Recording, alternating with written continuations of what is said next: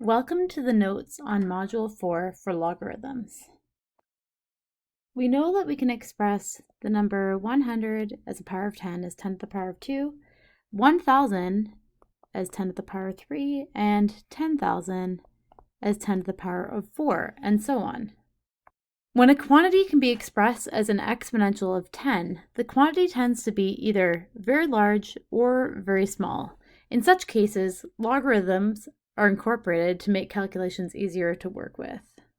Logarithmic and exponential expressions are the reverse of one another. The logarithm of a number is the power to which the base has been raised to generate that number. We will look at the logarithmic and exponential forms and then explore a few different examples to see how these two forms work.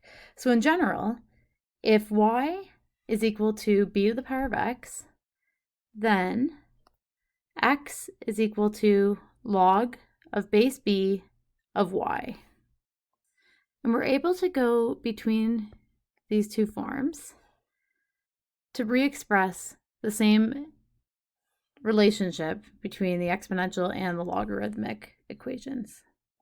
If we know that b to the power of x is equal to y, then the log of base b of that number is equal to the exponent.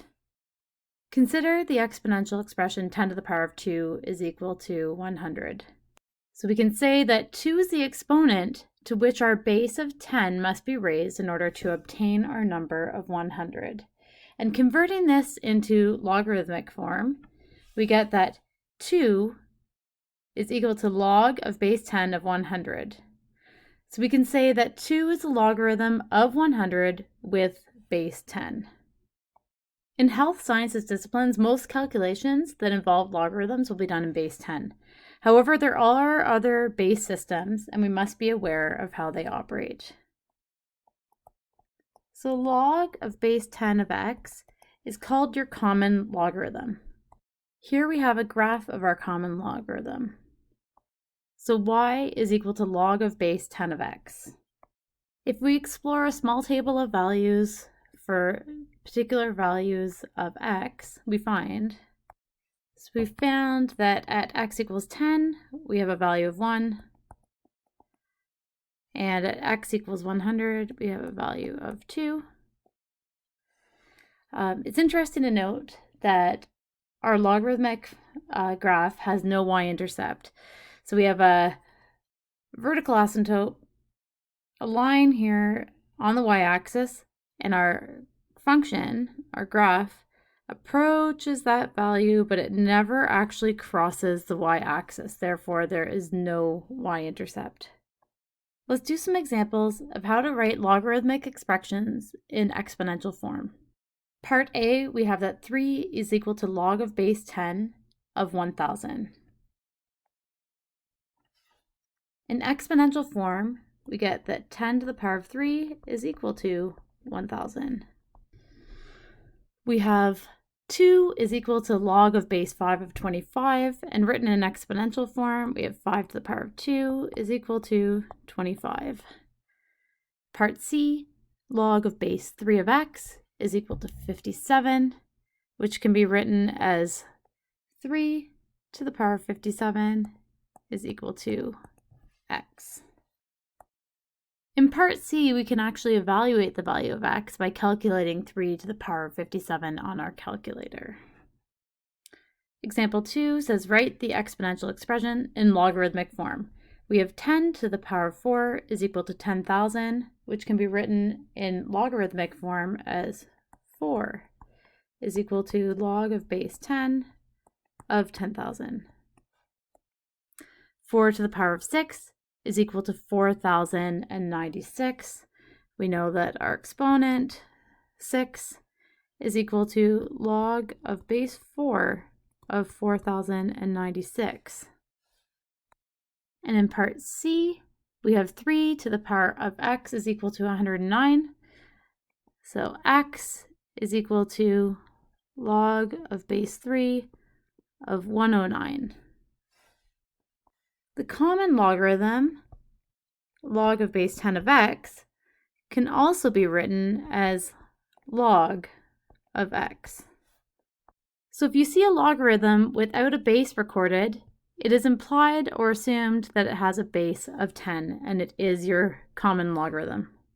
The button log on your calculator is for common logarithms, so logs of base 10.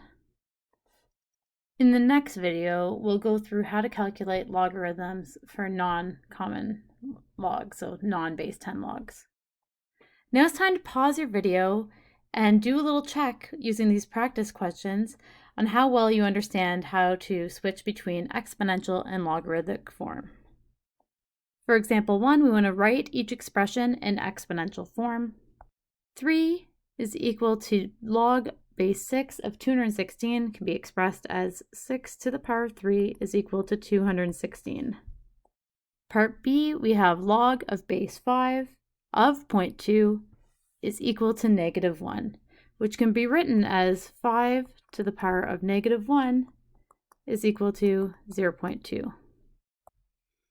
So recall that 5 to the -1 is equal to 1 over 5 to the power of +1, which is 1 over 5, and is equal to 0.2. In part C, we have 1.47 is equal to log of p, and you can see we have no base recorded here, which means that it's a common logarithm of base 10. So we have 10 to the power of 1.47 is equal to p. We can calculate the value of p by evaluating 10 to the power of 1.47 on your calculator. In example 2, it says write each expression in logarithmic form. Part A says 3 to the power of 5 is equal to 243. We can write this in logarithmic form as 5 is equal to log of base 3 of 243. Part B, we have 2 to the power of -3 is equal to 1 over 8. And in logarithmic form, we can write this as -3 is equal to log of base 2 of 1 over 8. Part C, we have 10 to the power of h is equal to L. We can write this as our exponent of h being equal to log of base 10 of L. And remember, with common logarithms, we can express it without the base, so just write it as log of L. Okay, well done. Hopefully you're feeling good about switching between exponential and logarithmic forms. Make sure you take the time to practice by referring to the practice quiz, the digital quiz on D2L, as well as the list of practice problems from the OpenStax textbook. And also check in with your professor if you have any questions about this content. Thanks. See you in the next video.